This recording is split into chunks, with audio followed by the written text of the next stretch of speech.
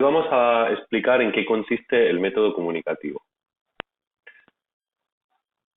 Para empezar, vamos a definir en qué consiste un método para la enseñanza de idiomas extranjeros.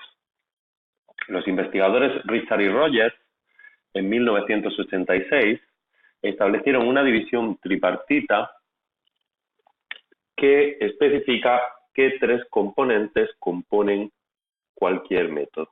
El primer componente sería el enfoque, o dicho de otra manera, la base teórica que sustenta un método.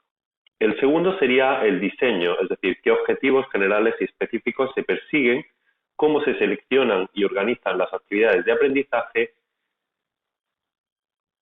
Y en tercer lugar tendríamos el procedimiento, que son las técnicas concretas que vamos a observar en el aula, como las prácticas y los comportamientos de profesores y alumnos. El enfoque del método comunicativo se basa a nivel lingüístico en la lingüística textual, también conocida como análisis del discurso. Asimismo, aprovecha otras aportaciones de otras disciplinas que pueden ser interesantes para aplicarlo, como pueden ser la retórica, la sociología, la antropología o la pedagogía. Y desde el punto de vista de la teoría del aprendizaje, se basa en la pedagogía constructivista de Piaget. El objetivo de este método es lograr una competencia comunicativa. Esto significa que desde el punto de vista de este método es mucho más importante ser capaz de comunicarse en la lengua extranjera que dominar a la perfección las estructuras lingüísticas, como ocurría en otros métodos. El modelo de estudiante en este método sería el de una persona adulta.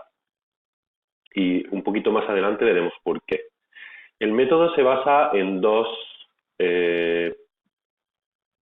el diseño de este método se basa en dos pilares fundamentales. Por un lado, las nociones y por otro lado, las funciones. De ahí que a menudo se le llame método nociofuncional. Las funciones serían los significados, es decir, los campos semánticos que se van a tratar en el método, y las funciones, qué cosas podemos hacer con esos campos semánticos. Por un lado, habrá que tener en cuenta las situaciones a las que se va a enfrentar el aprendiz.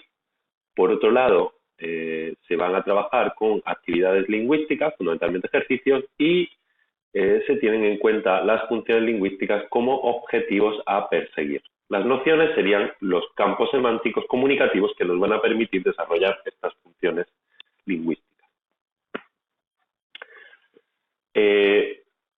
Para ello, vamos a aprovechar todos los exponentes funcionales que tiene la lengua, como son las formas gramaticales y léxicas, teniendo siempre en cuenta el grado de dominio lingüístico que tiene el aprendiz.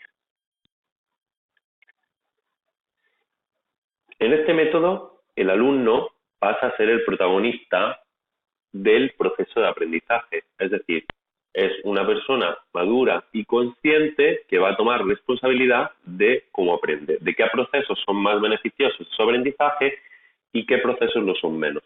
El profesor en este proceso va a ser un guía, un orientador o un facilitador que va a ayudar al alumno a llevar a cabo esta tarea de la que es protagonista.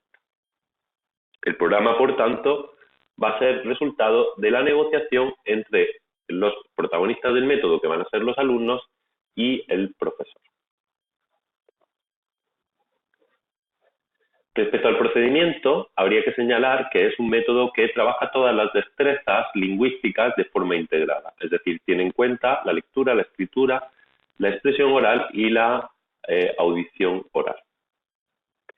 Las actividades van a ser, por un lado, de tipo lingüístico y por otro lado, de tipo comunicativo. Las lingüísticas básicamente se van a centrar en consolidar las estructuras lingüísticas, gramaticales fundamentalmente, y el conocimiento del vocabulario.